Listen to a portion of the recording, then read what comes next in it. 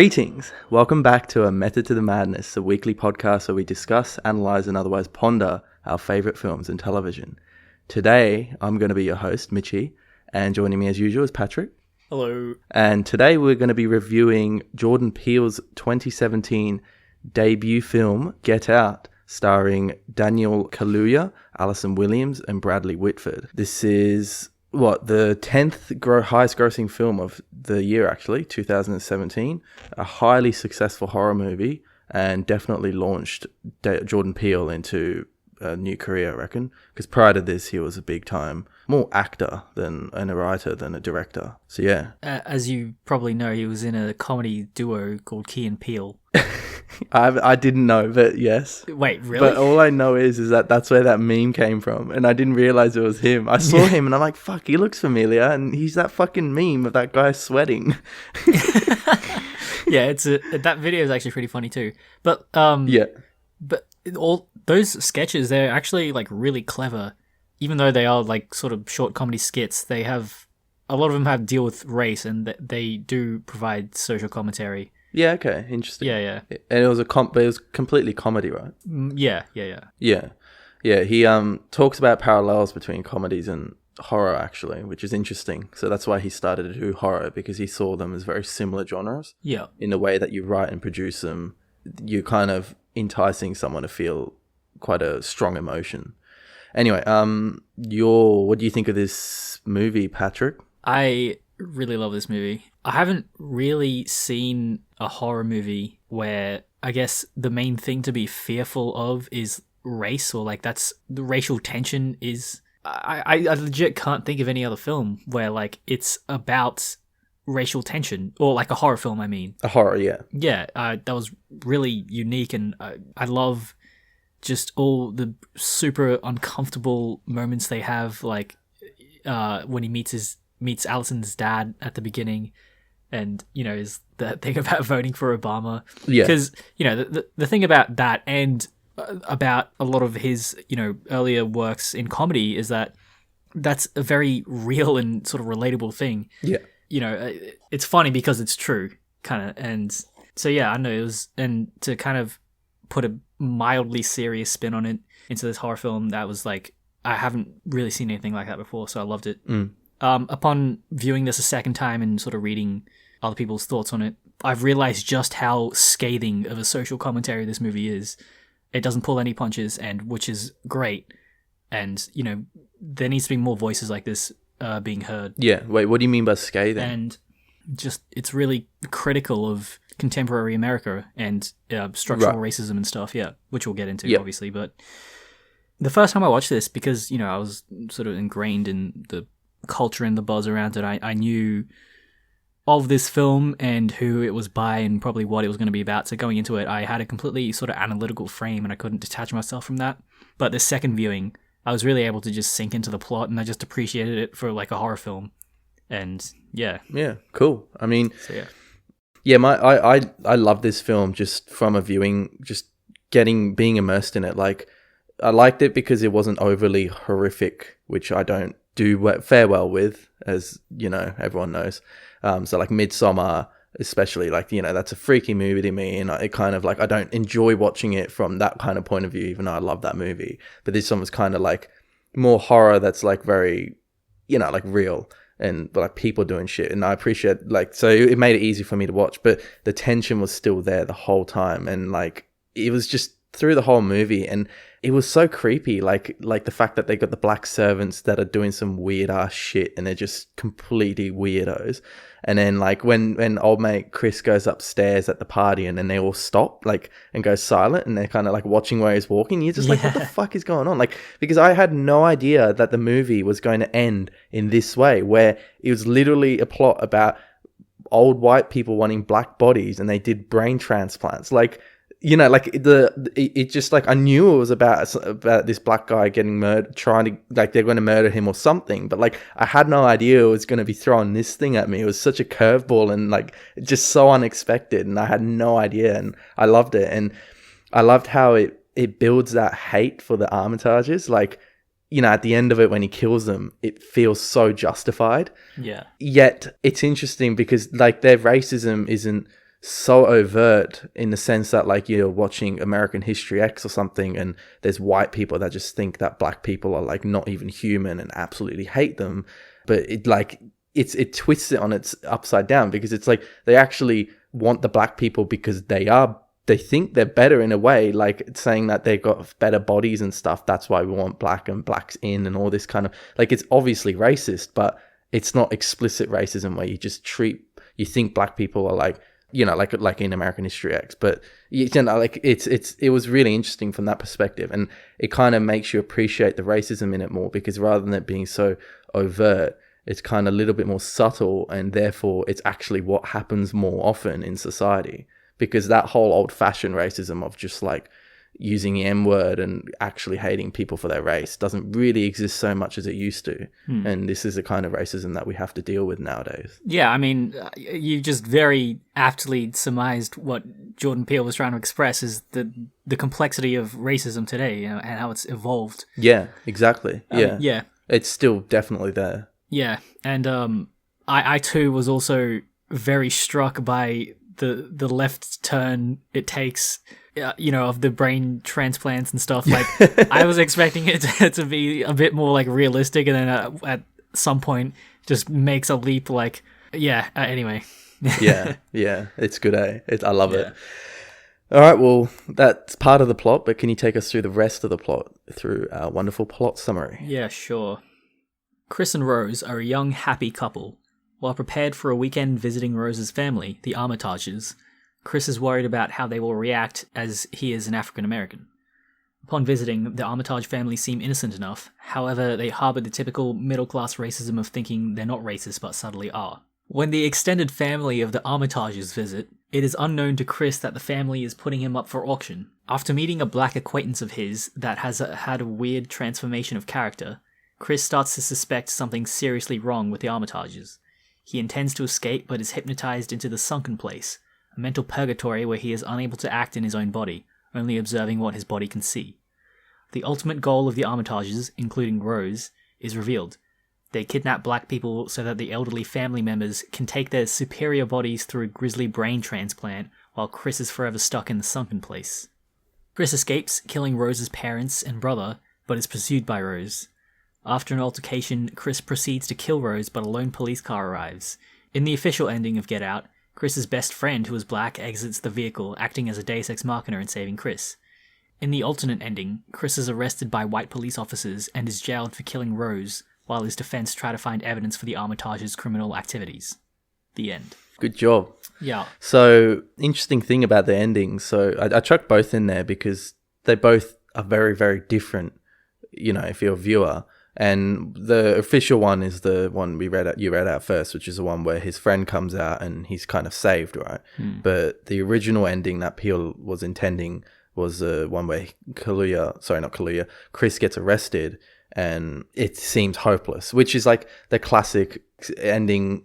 It's the one you sort of expected when the police car came, and basically the producers said to him, like, you know, maybe we should think of another ending that's not so dark, because the whole movie was already pretty heavy in terms of its racial commentary. So the producers basically had a chat to Peele, and they were like, oh, well, you know, it's already pretty heavy with all the racial commentary in it. Let's kind of think of a lighter ending. And that's what they ended up doing. And I think it works really well. It's kind of, because your expectation is sort of fulfilled anyway. So having the actual ending that was originally intended of him being arrested is kind of like, you already get everything you need out of that by just having the police car roll up to it. Yeah. And then to have kind of a happier ending where his friend picks him up is kind of like, yeah, it's a little bit more like, you know, it kind of works out a little bit better. But either case, it's a great ending. Yeah, man, like, this climax is so fucking clever. Because, as you say, like, it achieves the same effect because, you know, the bait and switch is that when the police car arrives, it doesn't explicitly say anything. It elicits you as an audience to instinctively know, like, oh shit, this is fucked. Because obviously, you know, to needlessly elaborate, if it was police, they'd most likely be white, and they'd see a black man over, you know, a white woman. Yeah, and they'd assume that he's the perpetrator, and maybe like unjustly shoot him or arrest him or something. Yeah. But the film doesn't say that.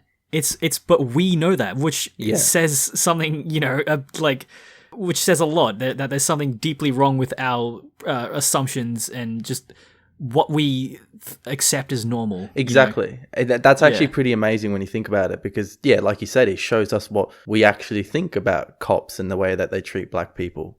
Because you expect him to be fucked. Like obviously, if we had a white man, choking out a white girl, the cops would still pull the guns on him and stuff. But you expect it to be a lot worse for him as a black man. Yeah. Just because he's black, and it's clever in that sense. Like, you evoke all that yourself because of the way that we're taught and the way we understand our society and the way that black people are treated. It's pretty amazing from that point of view. Just to go back, it got nominated for 4 awards and it won 1. So it got nominated for Best Picture and Best Director and Best Actor and Best Original Screenplay. It won Best Original Screenplay and didn't win the other 3, but still pretty impressive for a horror movie. It's not something you see too often.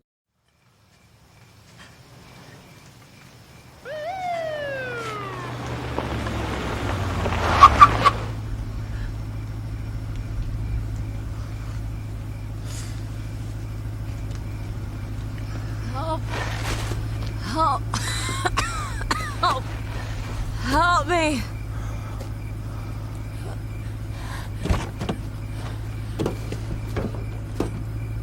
Shit!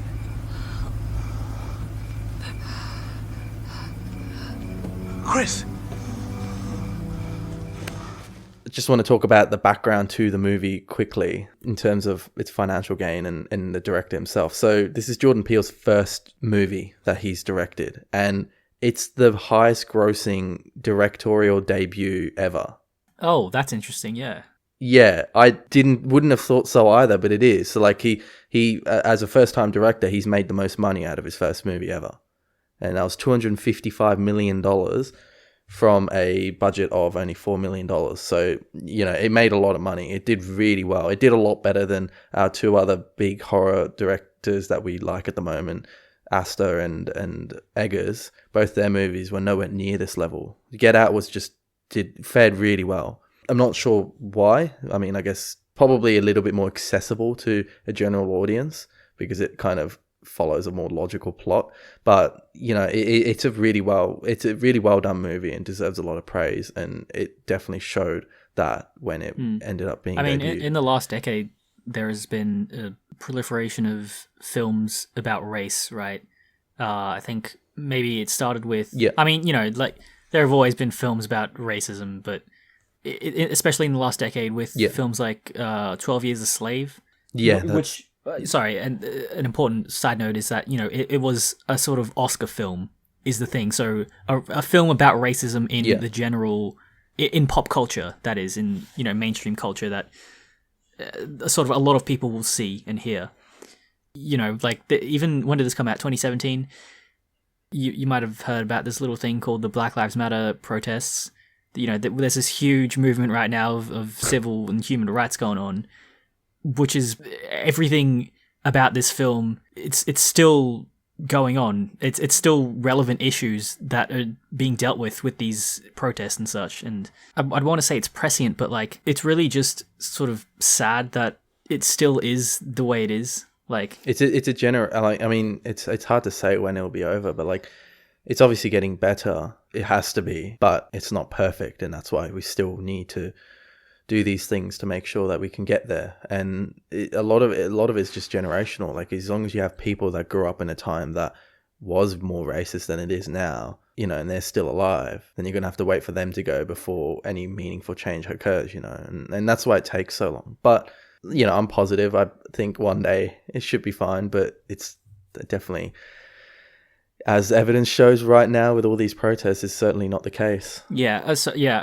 I didn't finish my point from before. What I meant by that was to keep it in the cultural sphere has been the struggle, right? To keep the conversation going, to keep it salient.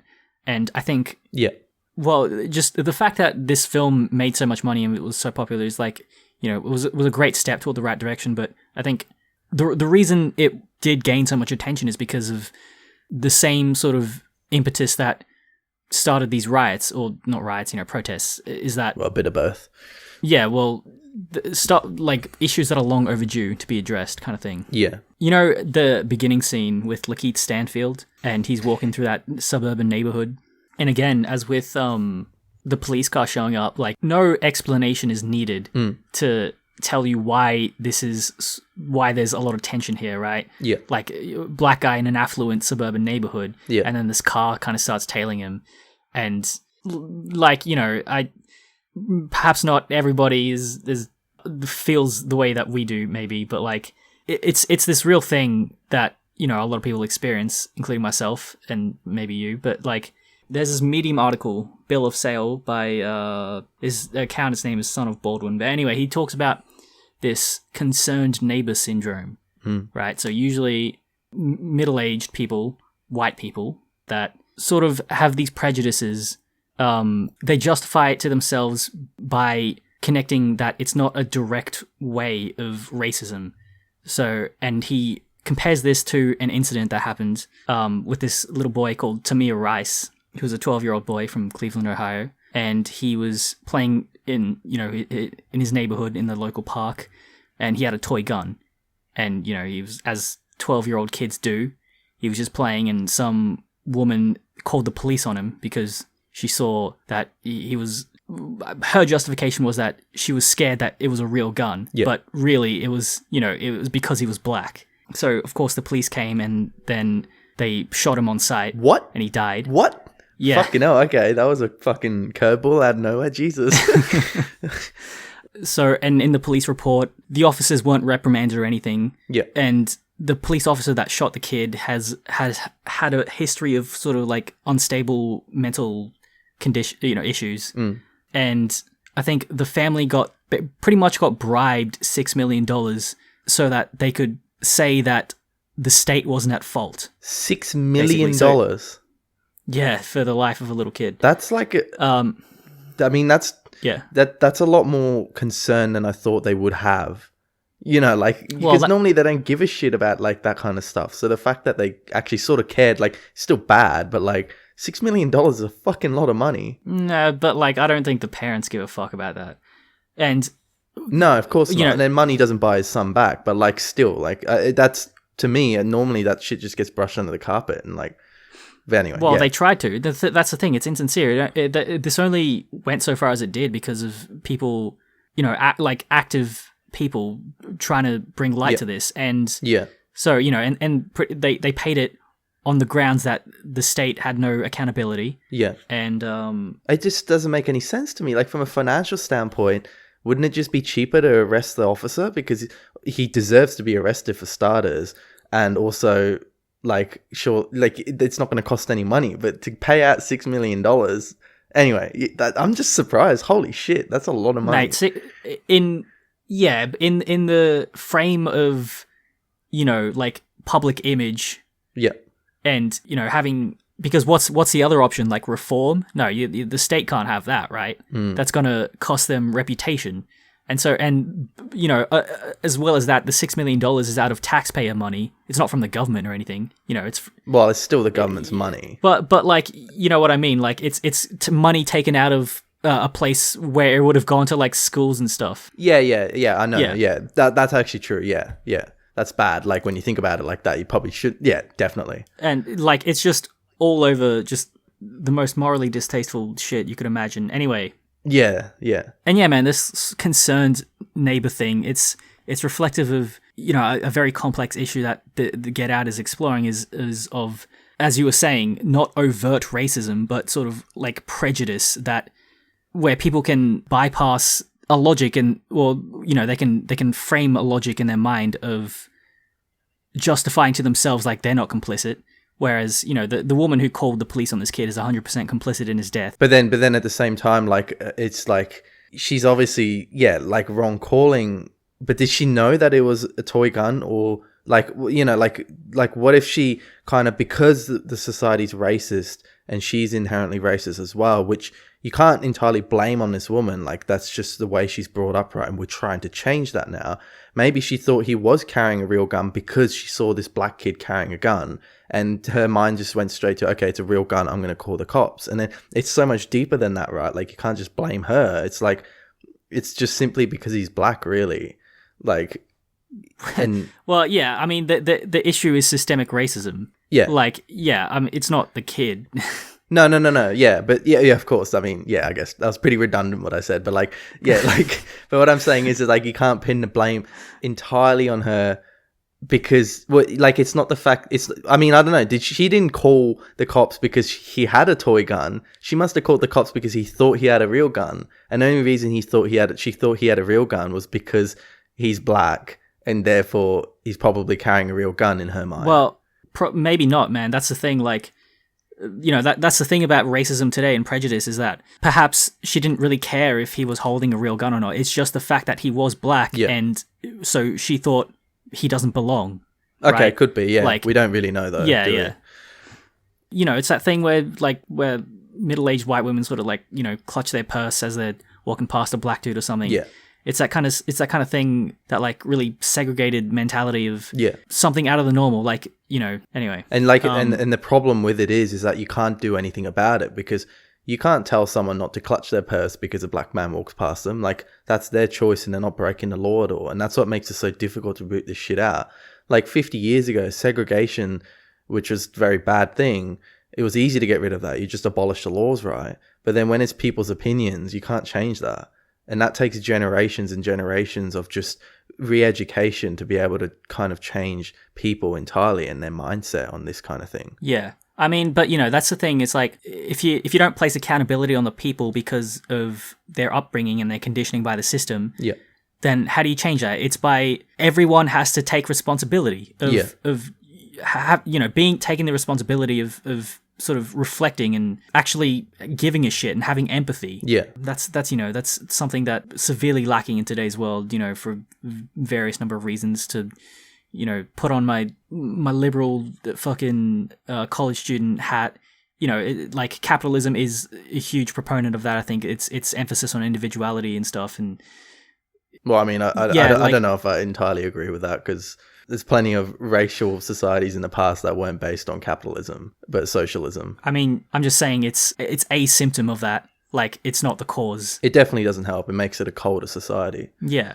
But like, my point is that, you know, it's up to individuals at the end of the day to be responsible, even if you have been conditioned by a system. Yeah, of course. It's like, it's no excuse. No, it's not. But it's very hard to break out of that mold, and some people unfortunately can't have their minds changed, and that's why we need to focus on, like, having these things like the Black Lives Matter protests, and that ultimately, well, I mean, it should help really because we all hear about it, and hopefully kids growing up right now hear about it and they're like, what's this about? And then they kind of take the heed to that in the back of their mind. And it's just a delicate, it's a tough subject, you know. It's difficult to think of exactly what the best method is to attack this problem because it's really complicated. Like, there's just so many factors involved. You need to change a big thing, which is like a whole social opinion about a certain race. Yeah, no, I think you're right though. It is. There's a quote by, you know, it's in one of the speeches that Martin Luther King gives, where he's like, the arc of justice is long, but it bends towards justice. Oh no, sorry, no, wait. Sounds about right. Close enough. But yeah, I mean, like, you know, the point is that the shit will not be fixed in a day. It's yeah, of course, yeah.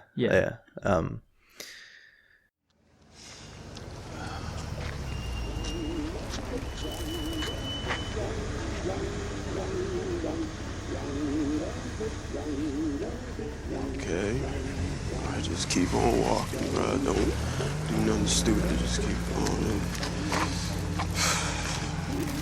Fuck this. I was about to go the other way. I can't. Not today. Not me. You know how they like to do motherfuckers out here, man. I'm gone.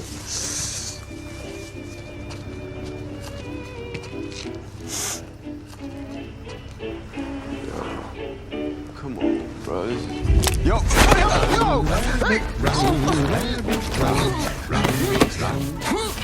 Don't give the farmer is fun. Let's get back to film. This is a film podcast. Yeah. That's right. We've had this is probably both our first time and being somewhat political on here. and, probably won't fare well as usually politics does. But anyway, I just want to talk about the fact that films, and Get Out in particular, is used to teach us something, a social commentary, as you said, or teach us a lesson, a moral lesson, which is ultimately what a lot of stories do, right? So I've said this many times before, what a film or what any storytelling, its primary objective is to provide entertainment, not provide a lesson. Because if you don't provide entertainment, then no one's going to get the lesson from it because they're not entertained. Ultimately, you need to be able to make sure that the person watching or listening or reading your story enjoys it, so then you can convey that moral story that you want to tell. If you want to tell one, you don't necessarily have to tell one, but a lot of people do. I guess what is Get Out about, firstly, and we've already discussed this, is about some sort of subdued racism, right? Like, it's not overt racism like in 12 Years a Slave or American History X, but it's more about that kind of racism that a lot of middle class white people, I guess, kind of exhibit, which is that, like, they think they're not racist, but the shit they say is ultimately racist because they are differentiating between black and white people, which is what happens in this movie when the Armitage, Rose's father, talks about the Obama vote, and they talk about how superior the black body is and all that kind of stuff. Like, it's ultimately praising black people in a sense, but it's still very racist, and it's kind of very strange. And that's what Get Out is about. It's about that kind of stuff. And I've kind of like thought about, like, well, okay, you've got this social commentary that Jordan Peele has put in here, but in my opinion, he does a very good job of it.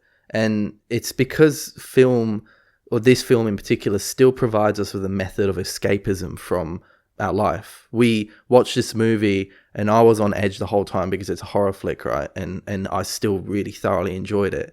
And he kind of balances that really well between the social commentary and making sure that we still enjoy the film. And that's what's so difficult about being able to put a lesson, a moral lesson into storytelling, is that you've got to get this perfect balance where you got to make sure that your lesson is strong enough that it's there and people can understand it. But you also don't want it so heavy-handed that it becomes just like too political and you're like, fuck this shit, I don't enjoy it because you're just trying to teach me a lesson.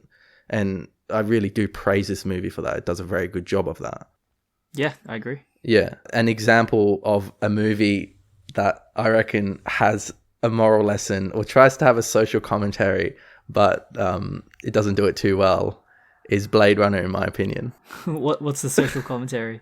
Well, like, it's obviously trying to teach us something about, like I guess slavery in a sense. It could be very similar to that's how some people view it as, or about what we treat as human life and stuff like that.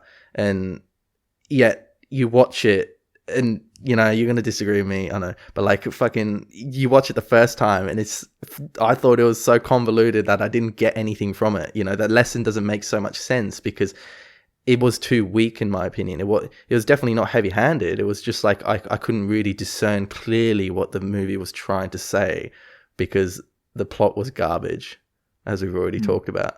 Go on, formulate your reputation, because you love that fucking movie so much. Like, you can definitely see how it alludes to slavery and racism, but for me, that was never...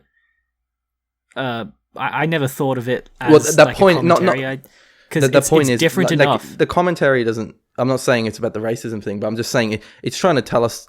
It's trying to teach us something about... Well, not teach us, but like... It's provoking us to think about things like human consciousness and AI and whether we should treat them as humans or not. But like, it doesn't do it well, in my opinion. The point is... Whatever, regardless of what the social commentary is, it's just that the plot and the way that the narrative is structured is just too convoluted for me to be able to discern anything from it. When you watched it the first time, did you only see it as what it was trying to ultimately say? Like, no, I was just fucking confused because, the unicorn at the end was like, what the fuck is this? Yeah. Fuck this shit movie. Fuck Ridley Scott. So... what you're saying is you want simple films that make sense.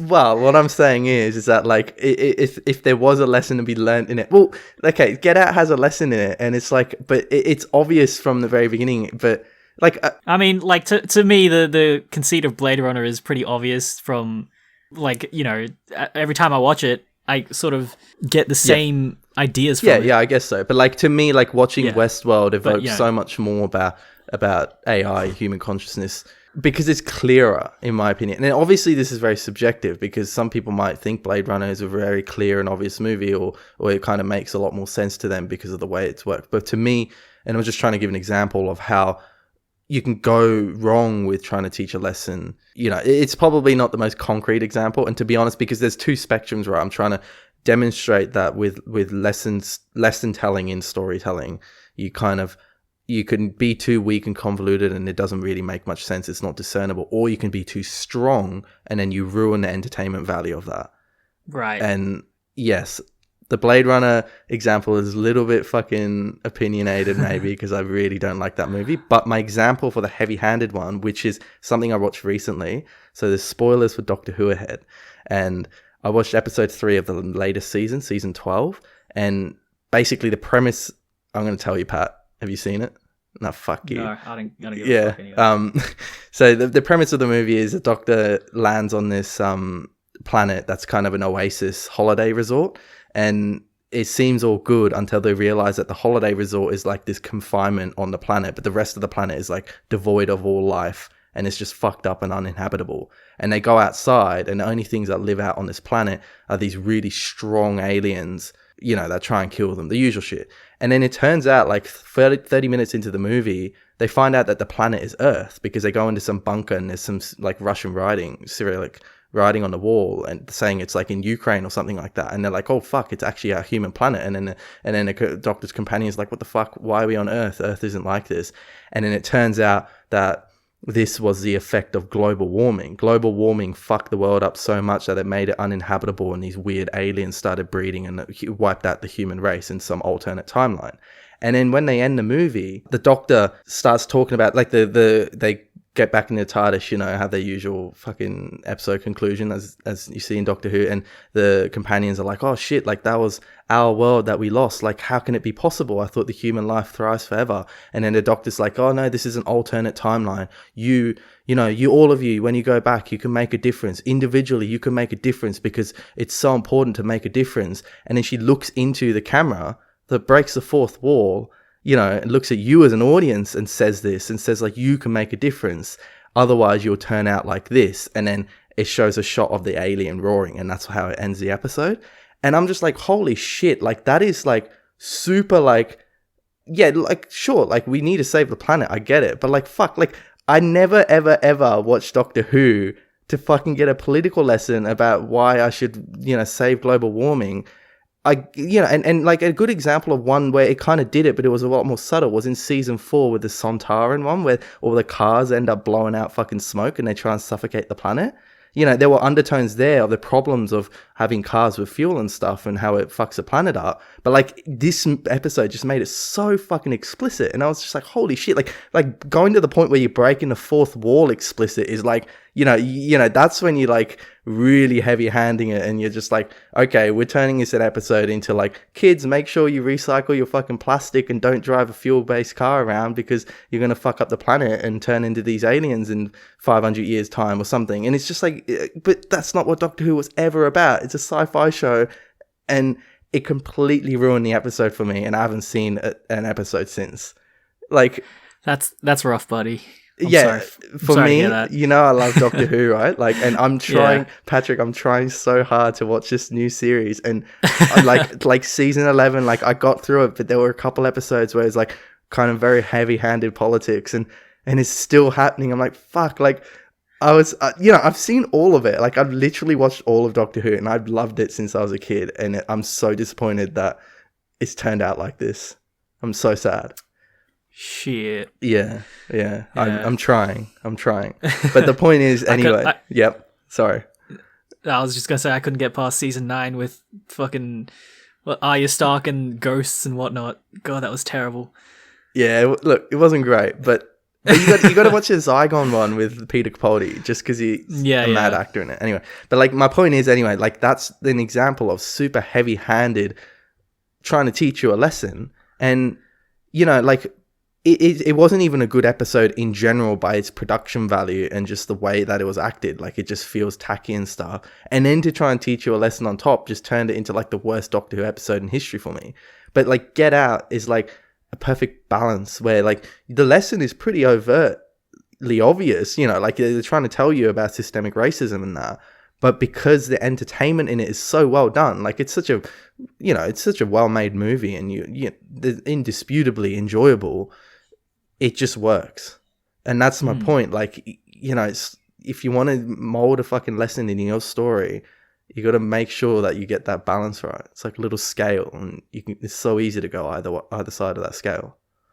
I think a good way to describe it would be there's a method to the madness. Yeah, there is. Nice. So, what the fuck is that? Are you dying? Yeah, dying from laughter. Oh, that's you laughing, right? Because of my sick joke. Yeah, that's it. That's how we're going to end the episode. Cool. Bye. Without plugging anything. No. Yeah.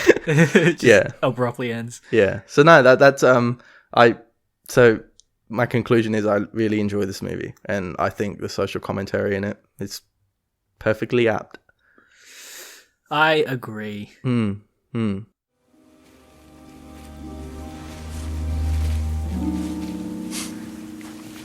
know what you're thinking. What? Come on, I get it. White family, black servants. It's a total cliche. I wasn't gonna take you there. Well, you didn't have to, believe me. No, we hired Georgina and Walter to help care for my parents. When they died, I couldn't bear to let them go. I mean, boy, I hate the way it looks. Yeah, I know what you mean. By the way, I would have voted for Obama for a third term if I could. Best president in my lifetime, hands down. I agree. Yeah. Yes. Wow, this has been going on for a while. You got any recommendations? Sorry to Bother You by Boots Riley What's that? is... Never heard of it. I mean, it's a film about racism, about Yep. economics, capitalism, about how fucked the world is. Oh, okay, Yeah. And cool. it's got Lakeith Stanfield in it. Fun fact, Kaluuya, Daniel Kaluuya was chosen for this movie because of his role in Black Mirror episode 2, I think, or 3. I remember that episode. Yeah, that weird one where they dance and shit or sing to get out. Hey! That was unintentional. Sequel? Same universe? Yeah, the chick in it kind of looked like Alison Williams too. Anyway, my recommendation is Green Book, which I watched recently, and it was the best film for 2020. So sorry, I think we might have said earlier, but I think we were wrong. So this was the best film. Get Out was 2017, but best film for 2018 was Green Book. The best film for 2017, which was on par with Get Out, was Shape of Water, which I don't know why that won, but have you seen it? Yeah. No, don't. Yeah, but anyway, Green Book. So you think it's a little bit... I like the fact that the black guy in it is not poor, you know, not of lower class status, but the white guy is. Yeah. And like, you know, and the black guy doesn't even understand his own culture even, yet he still is discriminated against. And then the white guy in it is also getting discriminated against because he's an Italian, but like... he's white, you know, like it kind of like a lot of these things, like Get Out did, I guess. It kind of, you know, it's different. It's not the usual stereotype of where black people are poor and the white guy's rich. It was the other way around, and I loved it. And just the fact that, like, you know, it was a good, like a nice movie as well, pleasant movie, no violence in it or anything.